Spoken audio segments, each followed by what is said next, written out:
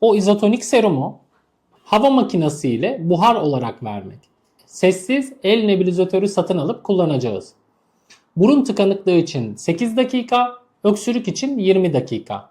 Peki hocam kaç milim? Aslında milim yok, dakika usulü. Dakika bitene kadar makineye serum eklenecek. Yine de rakam vereceğim. 8 dakika için yaklaşık 4 milim, 20 dakika için yaklaşık 10 milim. Buharı dediğim sürelerde verirseniz tıkandı, öksürükten yatamadı, çok hırıldıyor, bunları kabul etmiyorum. Mutlaka geçer. Şu an bir anne babaya hayatın sırrını veriyorum. Bunu yap, tıkandı, krize girdi, böyle şeyler olmaz. Hasta çocuk geceleri burun geniz tıkanması, öksürük şikayetiyle uyanmaz. Aslında öksürüklü hastalıkta en garantisi yaptırıyorsa önce burnuna serum sıkmak, sonra hava makinesiyle serum buharı vermek. Tertemiz olur. Eğer buruna serum yaptırmıyorsa her iki buruna birer sefer çocuk başka yere bakarken çaktırmadan 0,5 milim ya da 1 milim çocuğun büyüklüğüne göre 6 ay 1 yaş arasıysa 0,5 milim, 1 yaştan büyükse de birer milim sıkı verelim. Sıktırmıyorsa bile tek seferde hop bitti. Bir buna, bir buna. Tabi bu yeterli olmaz. Sonrasında da buharını tutalım.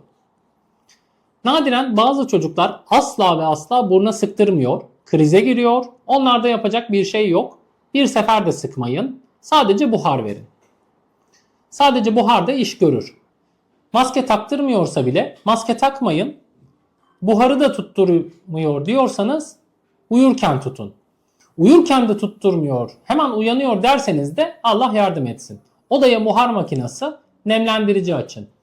Odası bu şekilde nemli olsun. O da az bir miktar burnu genizi akıtır. Öksürüğü az miktarda rahatlatır. Ama hocam biz zaten buhar tutuyoruz. Yine öksürükten yatamıyor. 5-10 dakika veriyorsunuz.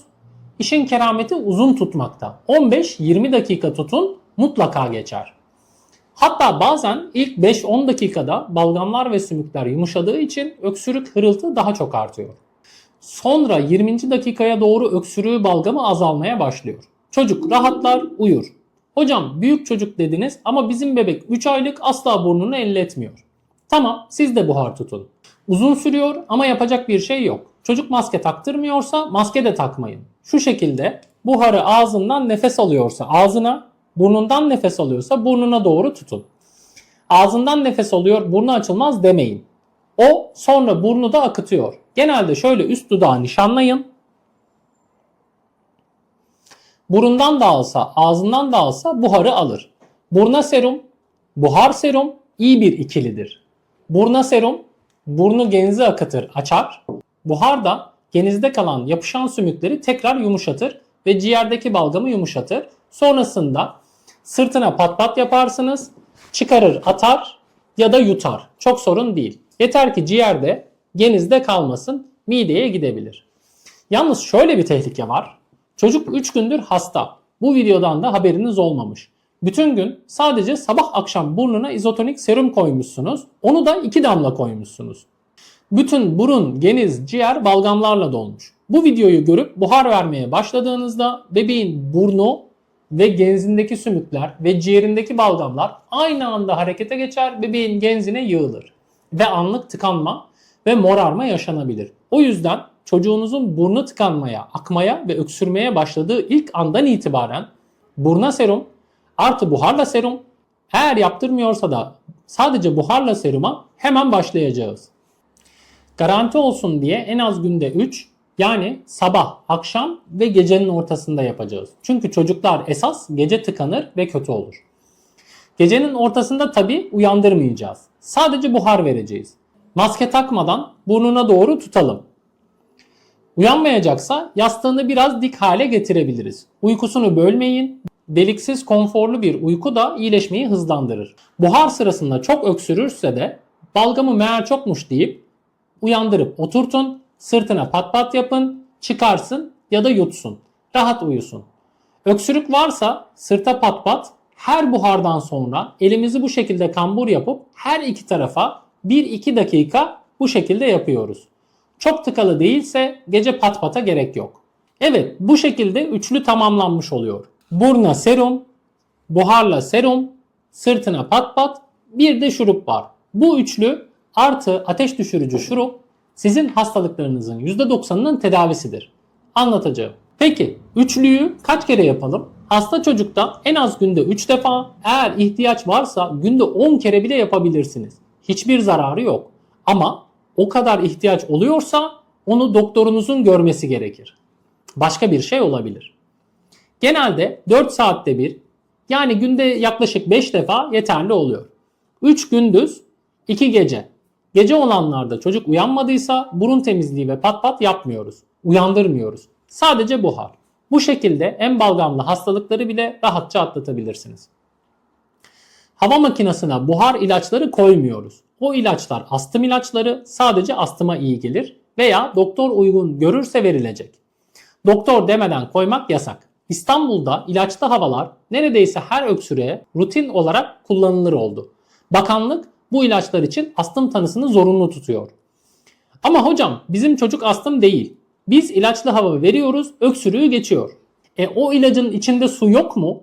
Var. Verince nemleniyor, burnu genzi açılıyor. Çocuk rahatlıyor. İlaç kısmını boşuna vermiş oluyorsunuz. Onun yerine ilaçsız bu tuzlu suyu, yani izotonik serumu vereceğiz. Yine geçer. Hocam %3 hipertonik varmış. Kafanızı karıştırmayın. Dediğimi kullanın yeter. Lazım olursa doktorunuz size bilgi verir. Hocam 20 dakika hava mı olur? Hiç kimseden duymadık. Tamam duymadınız ama gece tıkanmayacak diye bir vaat de duymadınız. Hayır, biz denedik. 10 dakika buhar çok öksürüklü hastalıklarda yeterli olmuyor. 15 dakika idare eder ama 20 dakika buhar ile rahatlamayan bir öksürük yok. Sizin çocuk 10 dakikada rahatlıyordur. O zaman 10 dakika verin. Kendiniz kısaltabilirsiniz. Ama buharı 20 dakikaya kadar uzatmayı kimse söylemedi şimdiye kadar. Ben söylemiş oldum. Bir şeyi anlatmadım. Çocuk 3 gündür hasta. Burun geniz çoktan dolmuş ve bu videoyu yeni izliyorsunuz. Dediklerimi yine yapın ama çocuğu dik tutun. Yapacaksanız gece bile olsa çocuğu uyandırıp oturtun. Aktif yutabiliyor olsun. Uyanınca ağlıyorsa da ağlasın. O kadar tıkalıysa zaten yarım saate kendi uyanı bağlayacak. Karnını iyi doyurduysanız hemen yapmayın.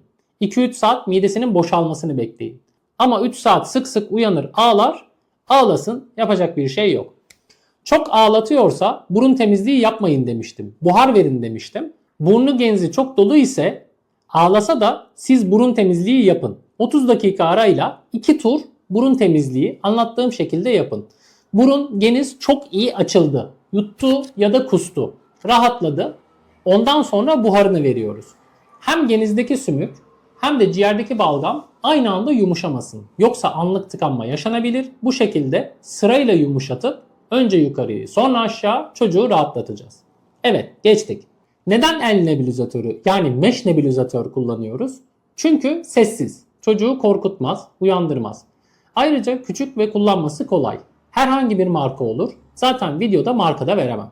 Ama haftalık dezenfekte edilebilecek markalardan almanızı tavsiye ederim. Bu mesh nebulizatörlerin en büyük handikapı çabuk bozulmalarıdır. Kompresörlü yani sesli büyük nebulizatörler yıllarca dayanabiliyor. Sessiz küçük olanlar 1-2 yıl içerisinde bozulabiliyor. Başka bir handikap ise el nebulizatörünün düzenli dezenfeksiyon ihtiyacı vardır. Eczaneden aldığımız %75'lik bir etil alkol çözeltisi içinde kullanma kılavuzunda belirtilen tüm parçaları bekleterek sonrasında temiz suyla yıkayıp steril gazlı bezle silmemiz gerekiyor. Tabii bu dediğim belli bir marka için geçerli. Sizin cihazınızın nasıl dezenfekte edileceğini almadan önce firmaya mutlaka sorunuz. Evet, dezenfeksiyonu mümkünse her kullanımdan sonra en geç haftada bir yaparsak, ayrıca her buhar vereceğimiz zaman steril, yeni bir torba serum ya da tüp serum açarsak buhar ile enfeksiyon kapma riskimizi de ortadan kaldırmış oluruz. Gayet güvenli olur. Bu arada ben hiç şahsi nebulizatöründen zatürre olan bir hasta görmedim. Yine Kanada merkezli Q1 bir dergide yayınlanan çalışmada kontamine makine ile nebulizasyon alan 85 hastanın sadece birinde zatüre geliştiği, bu zatüre gelişen hastanın da aslında mide içeriğinin ciğerine kaçtığı tespit edilmiş. Evet, risk düşük de olsa yine de temizliğe dikkat etmenizi tavsiye ederim. Kompresörlü nebulizatörlerde de biraz daha risk düşük. Çünkü yeni hortum maske takılıp eskisi atılabiliyor. Ama sesli işte. Ve bu bayağı büyük bir etken. Çocuk zaten korkup burnunu temizletmiyor. Bir de aşırı gürültülü bu makineden korkup havayı hiç tutturmuyor. Ya da sesten uyku bölünüyor. Ayrıca büyük makinelerin haznesi eğilmeye gelmiyor. Biraz eğince buhar çıkmamaya başlıyor. Küçük makineleri biraz çocuğun ağzına doğru eğince hava vermeye devam edebiliyor. Şimdi bu videoda anlattıklarımın hepsini hep en kötü durumlara göre fazla anlatıyorum. Videoyu izleyen tecrübeli ebeveynler şu an "Valla biz bunların yarısını bile yapmadık hocam" diyor olabilirler. Bu videoyu sizin en zor balgamlı hastalıklarda bile kendinizi çaresiz hissetmemeniz için çekiyorum. Bizim çocuk 2 gün öksürdü geçti, hiç de bir şey yapmadım diyorsanız da sorun yok. Bu bilgilere sahip olun, gecenin ortasında çaresiz kalmayın. Hafif hastalık ise de dediklerimi zaten daha az yaparsınız. Bu kadar anlatılınca yeni anne babalar panik oluyor. Olmayın, sorun yok. Bu kadar fazlasını bildikten sonra, nasıl yapılacağını iyi öğrendikten sonra hafif orta hastalıkları çocuğu hiç hastaneye sokmadan 5-7 gün içinde evde takip edip atlatabiliyorsunuz. Hafif ateşleri, öksürük, gripleri çocuğun enerjisi çok düşmeden, geceleri çok uyanmadan rahatça geçirebilirsiniz. Bu videoyu çekme amacım da bu zaten. Ülkemizde Avrupa'da ve Amerika'da olmadığı kadar acillere ve çocuk doktorlarına ziyaret var. Onların çocukları mı kıymetsiz, biz mi bir şeyleri yanlış yapıyoruz? Tabii bizde bir de çevre baskısı var. Öksürüğün ilk günü devamlı hastalığı olmayan bir çocukta çevre hemen "öksürüyor, neden götürmüyorsun?" diyebiliyor. Bu video ile iyi bilgilenmiş, kendine güvenen anne babalar çevreden gelen baskılara da kendi korkularına da direnebilecek hale gelecek ve hastane ziyaretleri azalacak. Böylece hastaneden kapılan enfeksiyonlar da azalacak. Zaten birçok doktor bir süredir bu anlattığıma benzer şeyler anlatmaya başladı. Bu video ile bütüncül bir yaklaşım vermek istiyorum. Kendi hastalarımdan bazı anne babalar bu anlattıklarıma rağmen tedirgin olabiliyor. O zaman da onlara diyorum ki, tamam, bu hastalıkta 2-3 günde bir sık sık gelin. Kötü bir şey olup olmadığını kontrol edelim ama anlattıklarımdan başka hiçbir şey yapmayacaksınız ve kullanmayacaksınız.